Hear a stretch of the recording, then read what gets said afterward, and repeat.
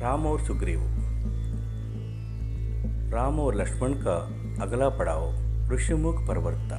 सुग्रीव वहीं रहते थे। कबंध और शबरी की बात दोनों भाइयों को याद थी। दोनों ने सुग्रीव से मिलने की सलाह दी थी। कहा था कि वे सीता की खोज में सहायक होंगे। दोनों राजकुमार शीघ्रता से वहां पहुंचना चाहते थे। सुग्रीव का मूल निवास ऋषिमुख पर्वत नहीं था, किष्किंधा था। ऋषिमुख में वह निर्वासन में अपना समय बिता रहे थे। सुग्रीव किष्किंधा के वानर राजा के छोटे पुत्र थे। बड़े भाई का नाम वाली था। पिता के ना रहने पर ज्येष्ठ पुत्र वाली राजा बना। पहले दोनों भाइयों में बहुत प्रेम था। राजकाज में किसी बात को लेकर मनमुटाव हुआ, फिर झगड़ा हो गया। इतना गंभीर कि वाली सुग्रीव को मार डालने पर उतर आया। जान बचाने के लिए सुग्रीव को ऋषिमुख आना पड़ा। ऋषिमुख आकर भी सुग्रीव का डर कम नहीं हुआ था। वो चौकस रहता था। विश्वासपात्र वानर सेना निरंतर पहरे पर रहती थी। सुग्रीव स्वयं भी पहरा देता था, इस डर से कि कहीं वाली के गुप्तचर सैनिक वहां ना पहुंच जाए। एक दिन सुग्रीव पहाड़ी पर खड़ा था। उसने दो युवकों को उधर आते देखा। ये दोनों अवश्य वाली के गुप्तचर होंगे, मुझे मारने आ रहे होंगे। सुग्रीव ने तत्काल अपने साथियों को बुलाया। हमें ऋषिमुख को छोड़ देना चाहिए। यह स्थान अब सुरक्षित नहीं है। वाली यहाँ भी आदमका है। सुग्रीव ने अपने साथियों से कहा, मैंने दो युवकों को इधर आते देखा है। उनके हाथों में धनुष है।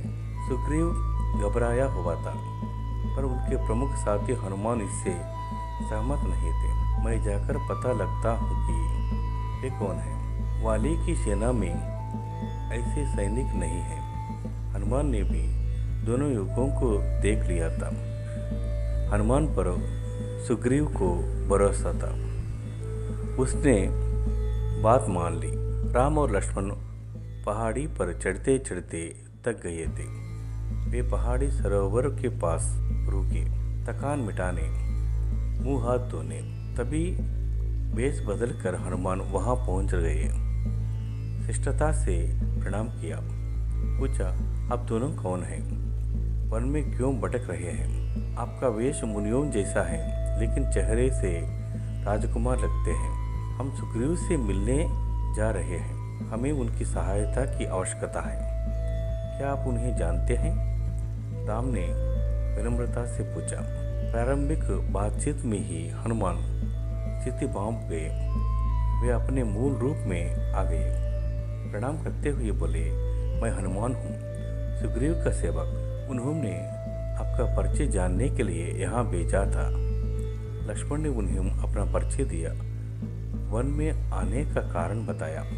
यह भी बताया कि कबंध और शबरी की सलाह पर आए हैं, सुग्रीव से मिलने, उनसे सहायता मांगने। हनुमान के चेहरे पर हल्की सी मुस्कुराहट आ गई। कोई उससे सहायता मांगने आया है जिसे स्वयं सहायता चाहिए। हनुमान समझ गए, राम और सुग्रीव की स्थिति एक जैसी है। दोनों को एक दूसरे की सहायता चाहिए। वे मित्र हो सकते हैं। एक अयोध्या से निर्वासित है, दूसरा किष्किंधा से। एक की पत्नी को रावण उठा ले गया है, दूसरे की पत्नी उसके भाई ने छीन ली है। दोनों के पिता नहीं है। हनुमान ने राम और लक्ष्मण को कंधे पर बैठाया। कुछ ही पल में वे ऋषिमुख के शिखर पर पहुंच गए। हनुमान ने दोनों को सुग्रीव से मिलाया। दोनों ने अग्नि को साक्षी मानकर मित्रता का वचन लिया। सुग्रीव ने कहा, आज से हमारे सुख दुख साझा है। राम ने सुग्रीव को सीता हरण के संबंध में बताया तो सुग्रीव अचानक उठ खड़े हुए। उन्होंने कुछ याद आया। बोले, वानरों ने मुझे एक स्त्री के हरण की बात बताई थी। वो निश्चित रूप से सीता ही रही होगी। रावण का रथ इसी पर्वत के ऊपर से गया था। राम लक्ष्मण ध्यान से उनकी बात सुन रहे थे। सुग्रीव बोलते रहे, सीता स्वयं को रावण के चुंगल से छुड़ाने का यत्न कर रही थी। वानरों को देखकर उन्हें अपने कुछ आभूषण नीचे फेंक दिए थे। गहनों की एक पोटली राम के सामने रखते हुए उन्होंने कहा, देखिए, क्या ये गहने सीता के हैं? राम ने आभूषण तुरंत पहचान लिए। कुछ गहने लक्ष्मण ने भी पहचाने। गहने देखकर राम शोक सागर में डूब गए। उनके मुंह से निकला, धिक्कार है मुझे, हे सीते, मैं संकट में तुम्हारी रक्षा नहीं कर सका। मेरा पौरुष, बल, पराक्रम, ज्ञान तुम्हारे काम नहीं आया। सुग्रीव ने उन्हें सांत्वना दी, सीता अवश्य मिल जाएगी। मैं हर प्रकार से आपकी सहायता करूंगा। मित्र, रावण का सर्वनाश निश्चित है। राम के बाद सुग्रीव ने अपनी वेदा कथा सुनाई। वाली ने मुझे राज्य से निकाल दिया है, मेरी स्त्री छीन ली, मेरा वध करने की चेष्टा कर रहा है। संकट के समय हनुमान, नल और नील ने मेरा साथ दिया, मुझे कभी नहीं छोड़ा। उसने राम से सहायता मांगी। राम बोले, चिंता मत करो मित्र, तुम्हें अपना राज्य भी मिलेगा और स्त्री भी। राम देखने में सुकुमार थे। उन्हें देखकर उनकी शक्ति का पता नहीं चलता था। सुग्रीव को राम के आश्वासन पर भरोसा नहीं हुआ। वाली महाबलशाली है, उसे हारना इतना आसान नहीं है। वो शाल के साथ पुरुषों को एक साथ झकझोर सकता है।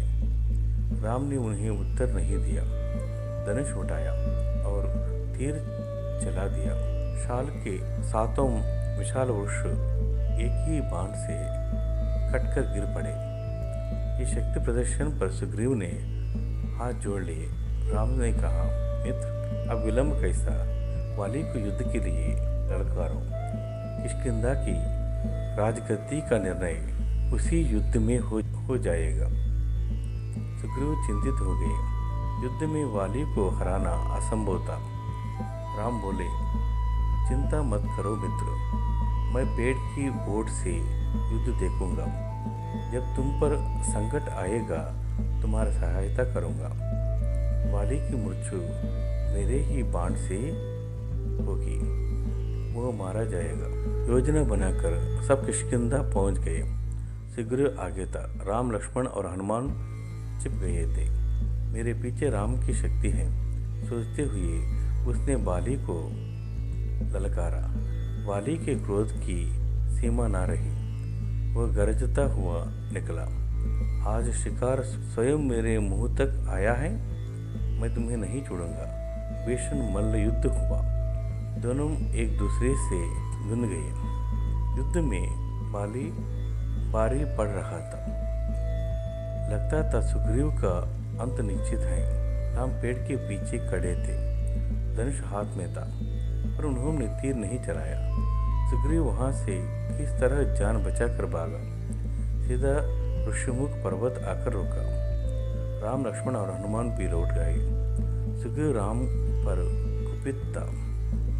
यह धोखा है, आपने मेरा साथ धोखा किया, समय पर बाण नहीं चलाया। मैं नहीं भागता तो आज वह मुझे मार डालता। राम की कठिनाई दूसरी थी, वे दुविधा में थे। उन्होंने सुग्रीव को समझाया, तुम दोनों भाइयों के चेहरे मिलते जुलते हैं, दूर से दोनों एक जैसा लगते हो। मैं वाली को पहचान नहीं पाया। बिना पहचाने बाण चलाता तो वो तुम्हें भी लग सकता था। मैं इस चूक के लिए तैयार नहीं था। मैं अपने मित्र को खोना नहीं चाहता था। लक्ष्मण ने समझा बुझाकर सुग्रीव को तैयार किया एक और युद्ध के लिए। राम ने कहा, जाओ मित्र, इस बार वाली को पहचानने में चूक नहीं होगी। इस बार उसका अंत निश्चित है। सुग्रीव डरा हुआ था, घबराहट थी। पर राम के कहने पर तैयार हो गया। किष्किंधा पहुंचकर उसने वाली को चुनौती दी, ललकारा। वाली को सुग्रीव का यह साहस समझ में नहीं आया। वह अंतःपुर में था, अपनी पत्नी रानी तारा के साथ। वाली जाने लगा तो तारा ने उसे समझाने का प्रयास किया, जाने से मना किया। वाली ने उनकी बात नहीं मानी। पैर पटकता बाहर आया, क्रोध से उबल रहा था। वाली ने हाथ हवा में उठाया, मिट्टी बिंची हुई थी। वो एक गूंसे से सुग्रीव का काम तमाम कर देता। तभी राम का बाण उसकी छाती में लगा, वो लड़खड़ाकर गिर पड़ा।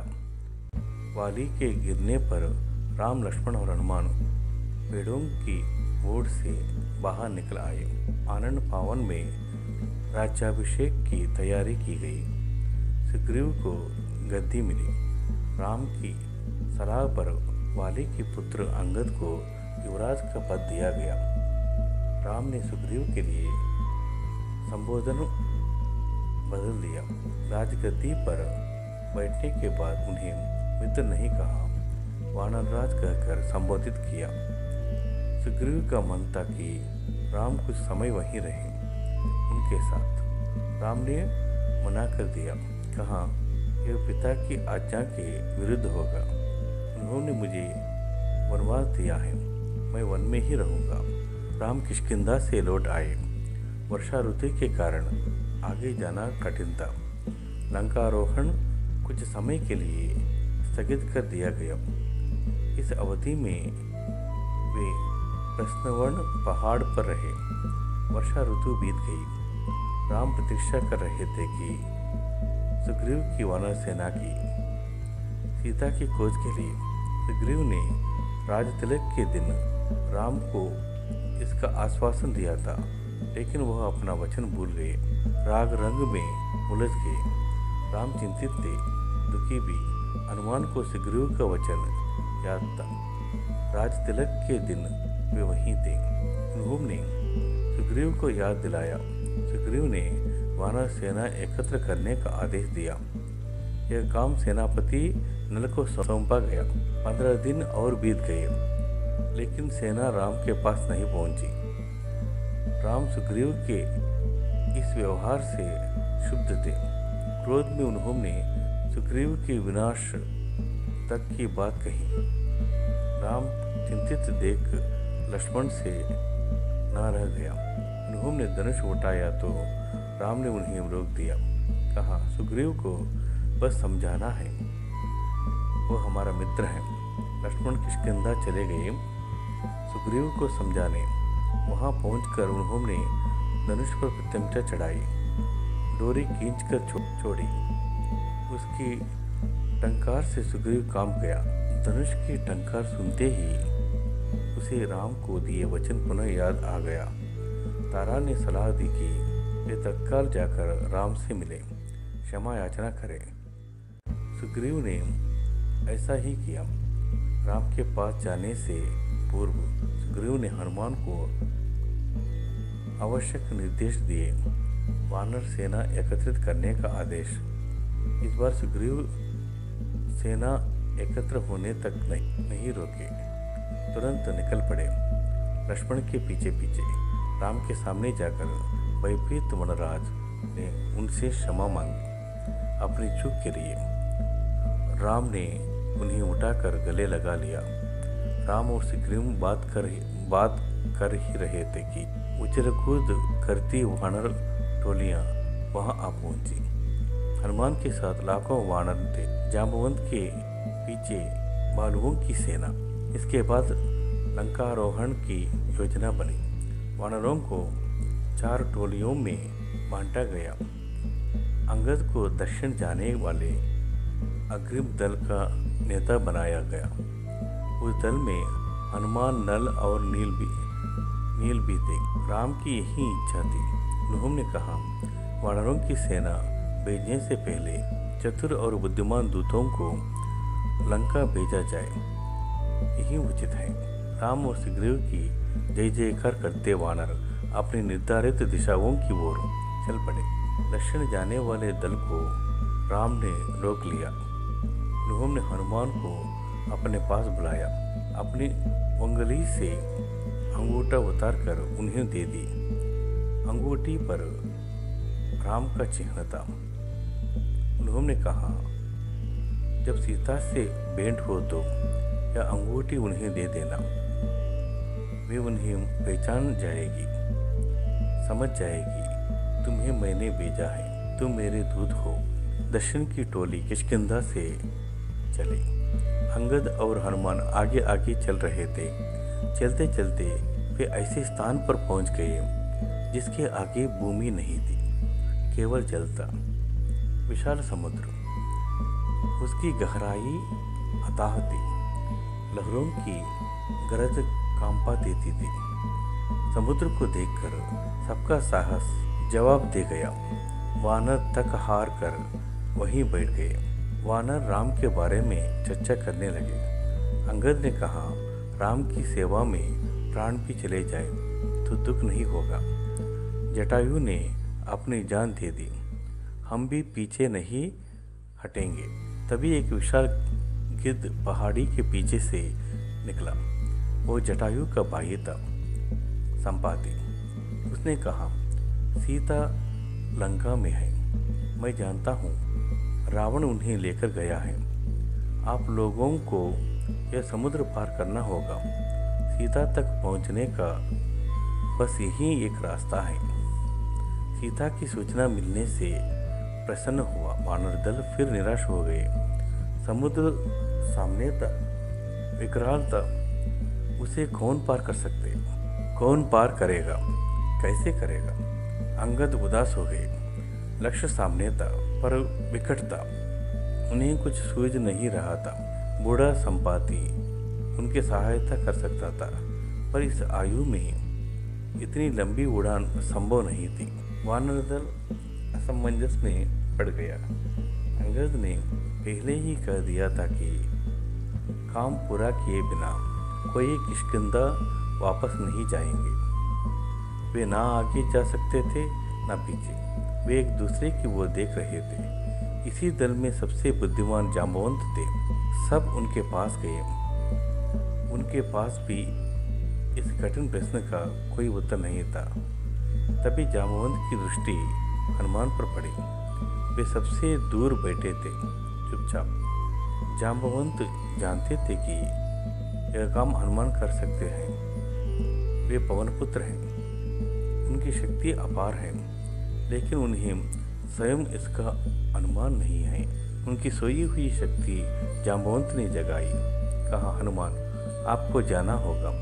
यह कार्य केवल आप कर सकते हैं। सबकी आंखें उन्हीं पर टिक गई।